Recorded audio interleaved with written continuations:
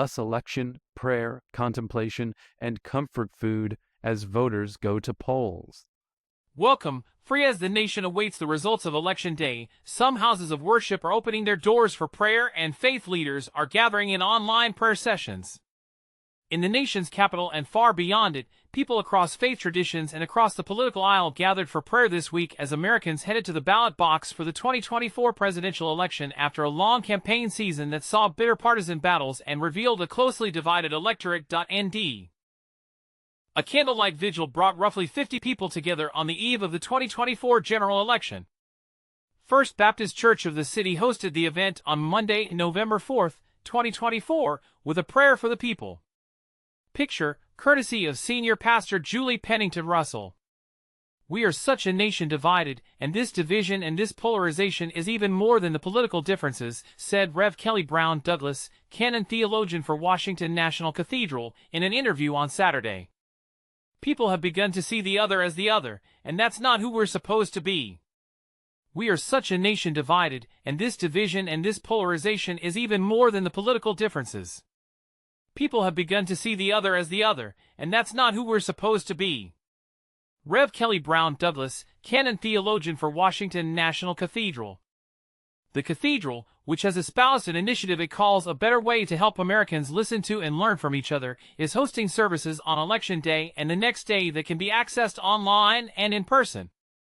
We've seen the violence of words, we've seen the violence of people demonizing one another, and the inhumanity of it all, said Douglas. And so I think it is important to use all of our resources and to be a better people. And one of the resources of the church is prayer.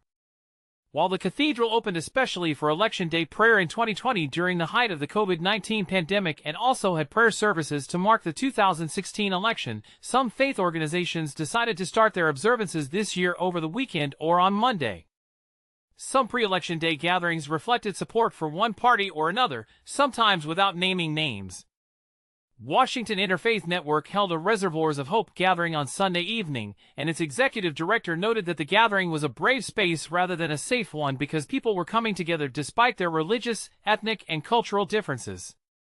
In our country there are voices that are encouraging discrimination, that are encouraging bigotry, that are encouraging and uplifting violence rather than a world of justice, said Rev. Allison Dunn Almaguer at the interfaith service held at Christ United Methodist Church in D.C.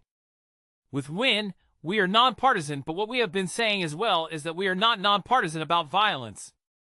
And we know that one thing is for sure right now, is that there is a candidate that is running who is encouraging violence. During the service, Muslim, Jewish, and Christian leaders spoke and sang "We Shall Not Be Moved."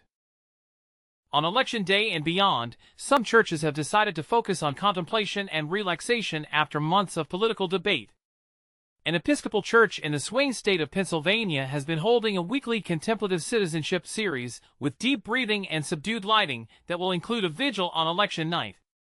The theme of the vigil will be "All our trust on God is founded, whether we win or lose, live or die, we are the Lord's possession," reads the announcement from St. James Episcopal Church in Lancaster.